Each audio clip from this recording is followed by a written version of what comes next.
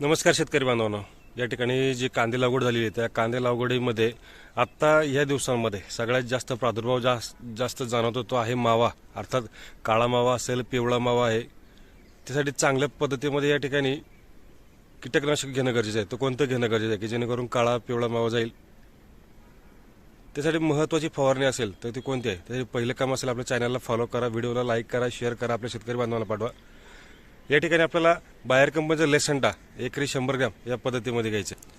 त्याचबरोबर या ठिकाणी कॉम्बिनेशनला या ठिकाणी जे असणारं धानुसान आहे 1 ml प्रति लिटर, कारण माव्याचा प्रादुर्भाव हा जास्त प्रमाणामध्ये आहे. त्यामुळे या ठिकाणी कॉम्बिनेशनमध्ये लेसंटा प्लस धानुसान या ठिकाणी चांगल्या पद्धतीने काम करणार आहे. त्याचबरोबर बुरशीनाशकसुद्धा दव पडते, धुकं पडते, कारण तुम्ही वातावरण बघू शकता पाठीमागे कशा पद्धतीमध्ये आहे. त्यामुळे या ठिकाणी शेंडे करपा धरण्याचे चान्सेस जास्त पद्धतीमध्ये राहणार आहे. तर या ठिकाणी आपल्याला किटाझिन प्लस M45 PI इंडस्ट्रीचं जे किटाझिन आहे ते आपल्याला या ठिकाणी वापरायचे. किटाझिन 2 ग्रॅमने, त्याचबरोबर M45 सुद्धा 2 ग्रॅमने या ठिकाणी आपल्याला वापरायचे. म्हणजेच 500 ग्रॅम आणि 500 ml या पद्धतीमध्ये तुम्ही स्प्रे करू शकता. यासाठी तो महत्त्वाचा स्प्रे आहे तो आपल्याला या ठिकाणी करायचा आणि महत्त्वाचा आहे ते कंपल्सरी स्टिकर.